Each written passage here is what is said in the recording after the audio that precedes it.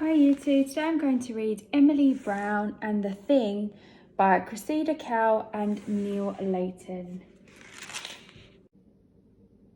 Once upon a time there was a little girl called Emily Brown and an old grey rabbit called Stanley. Emily Brown and Stanley were trying to get to sleep after a busy day, but a noise was keeping them awake. Splish went the noise. Splosh went the noise. It seemed to be coming from the window. There was a thing sitting on the windowsill. Large tears were dripping onto his pyjamas. "Oh, Emily Brown, wept the thing. "I can't find my cuddly, however hard I look. It's not in the dark and scary wood, and it's not under my pillow. You and Stanley must come and find it for me, because I just can't sleep without my cuddly." So Emily and Stanley put on their wet weather windcoats and their see-in-the-dark glasses and their special boots for climbing. They searched down low in the tangles, and they searched up high in the treetops. They ran away from wolves,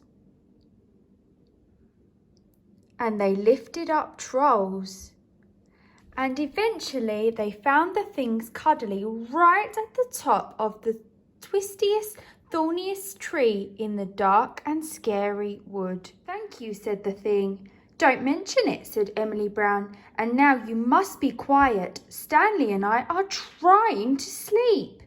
"I promise," said the thing, cuddling his cuddly. Emily Brown shut the window. A short while later, Emily Brown and Stanley were trying to get to sleep again, but a noise was keeping them awake. Rumble, rumble, rumble went the noise. Rumble, rumble, rumble. It seemed to be coming from the kitchen. It was the thing again. "Oh, Emily Brown, grumbled the thing. "All I had for tea was 100 hamburgers and 1 small apple for the vitamins, and now I'm ever so hungry and thirsty.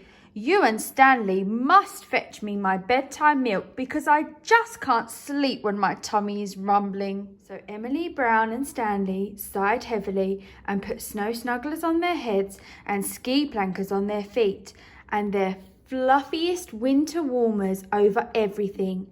They skied off through the wild and whirling wastes, through blizzards and hurricanes, till their hands were frozen and their legs were sore, searching for a mug of milk for the thing's bedtime snack. Stanley had to distract a polar bear who thought the milk belonged to him. "Thank you," said the thing. "Don't mention it," said Emily Brown. "And now you must be quiet. Stanley and I are trying to sleep." "I promise," said the thing, dropping most of his milk over his pyjama top.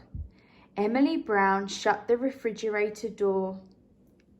5 minutes later, Emily Brown and Stanley were still trying to get to sleep, but a noise was keeping them awake.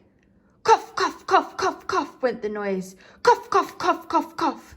It seemed to be coming from the cellar door under the stairs.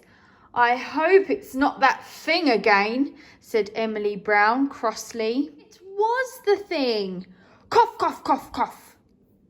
"Oh, Emily Brown, coughed the thing. "I'm feeling very poorly. I need my special green medicine. You and Stanley must fetch it for me from the whiny witch's cavern down under the stairs, because I just can't sleep when my throat is tickling." So Emily Brown and Stanley gritted their teeth and pulled out their see-in-the-dark glasses again, and their special tangly ropes and their bottles for carrying medicine in.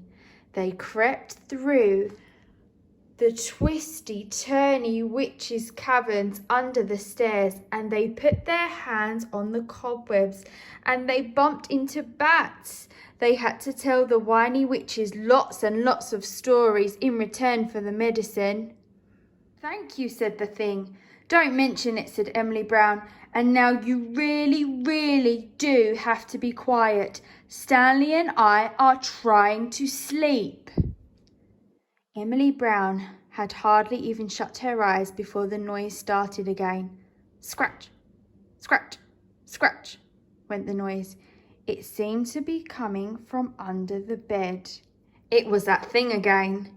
I've got this very itchy leg, began the thing, but this time Emily Brown had had enough. Stop! Shouted Emily Brown. I've had enough. We've rescued your cuddly from the dark and scary wood. We've fetched your milk from the wild and whirling wastes. We've borrowed your medicine from the weird and whiny witches. Stanley and I are exhausted. There's nothing wrong with your leg. What's really the matter? 2 large tears crept down the thing's cheeks and onto his furry chest. I'm scared, whispered the thing. Oh, so that's been the problem, said Emily Brown, drying his tears and handing him his cuddly again. What are you scared of? Oh, I don't know. Things, said the thing.